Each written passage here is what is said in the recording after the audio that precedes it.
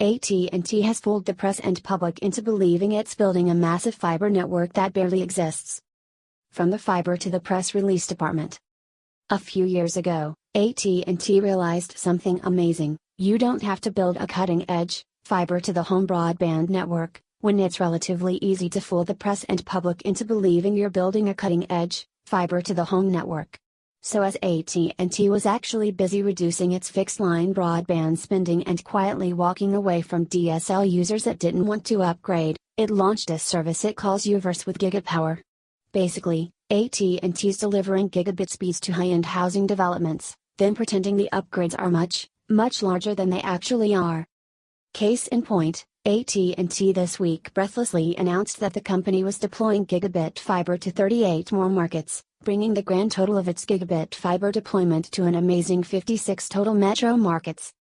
AT&T announced today it is planning to expand the availability of ultra-fast speeds through AT&T Gigapower to homes, apartments and small businesses in parts of 38 additional metros across the United States, which will total at least 56 metros served. With the launch of our ultra-fast internet service in parts of 2 of these metros today, Los Angeles and West Palm Beach, AT&T Gigapower is now available in 20 of the nation's largest metros. Note a few things about the announcement, however. Nowhere does the company state when these connections will be delivered. Similarly, nowhere does the company make clear that it's targeting mostly high-end housing developments where fiber is already in the ground, making costs negligible, the only way you could technically accomplish a deployment of this kind and magically have your capex consistently drop. And while AT&T claims these improvements will reach 14 million residential and commercial locations, AT&T gives no timeline for this accomplishment. That means it could cherry-pick a few 100,000 university condos and housing developments per year and be wrapping up this not-so-epic fiber deployment by 2040 or so. Nowhere, now or ever, will you see AT&T specify precisely how many users have, or will be able to get gigabit speeds from AT&T. That's because, in reality, users in these launched markets will almost always find it difficult if not impossible to sign up for this gigabit service. And, in some cases, by a launched market, AT&T actually means a few dozen homes sitting on a hill in a single housing development. Now take a minute and look at the press coverage of AT&T's announcement, and try to find one news outlet that could be bothered to note the limited nature of these launches. Whether it's the Shreveport Times or the pages of the Milwaukee Journal-Sentinel, AT&T's convinced the entire country that it's on the cusp of getting gigabit fiber that, for the vast majority of them, is never going to actually arrive. Even technology news outlets that should know better, if they'd spent 5 minutes studying AT&T's history on this front, are busy bandying about quotes how AT&T is outpacing every other competitor. To be clear, some AT&T customers will certainly get fiber. If you live in one of the few areas where AT&T has to actually compete thanks to Google Fiber, or in locations where it's possible to upgrade to fiber with the least amount of effort and cost possible, you may be upgraded, eventually. Granted, it won't be cheap, and you'll have to pay a steep premium if you don't want AT&T to spy on you, but you'll get fiber.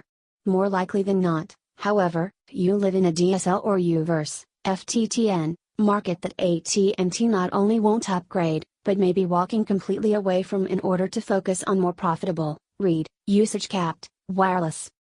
The press and public aren't the only ones being conned. AT&T has consistently used its phantom fiber deployment as a carrot on a stick with regulators, at one point threatening to stop making these barely their investments unless regulators walked back net neutrality. AT&T backed off the claim when the FCC asked for hard data, but this kind of telecom theater works exceptionally well in state legislatures. Last week AT&T claimed net neutrality prevented them from innovating, and this week they're portraying themselves as the innovator of the century, even though the only actual innovation here is in misleading PR. And AT&T's not alone when it comes to bogus gigabit bravado. Most of the major phone and cable companies have similarly responded to Google Fiber by cherry-picking the nation's most affluent housing developments for gigabit deployment, then pretending they're keeping pace with the nation's broadband needs. Even Google Fiber has made a habit lately of getting oodles of press attention for fiber deployments that may or may not actually happen. In reality, however, 2/3 of homes lack the choice of more than one ISP at speeds of 25 Mbps or greater. And as AT&T and Verizon walk away from unwanted DSL markets, Cable's monopoly power is going to grow, making broadband less competitive than ever in many markets. None of this is to poo-poo the actual gigabit fiber deployments that are occurring. While it only has an estimated 100,000 subscribers now, there's every indication Google Fiber is going to eventually have a major disruptive impact. There's a lot of interesting stuff going on at the grassroots level, whether it's municipal broadband, or companies like Tacos taking the reins and upgrading small towns, one at a time. But on the meta scale, an uncritical press is contributing to an epic case of delusion when it comes to the pace of broadband progress. That's why we're not living in the age of fiber to the home, so much as we're living in the age of fiber to the press release.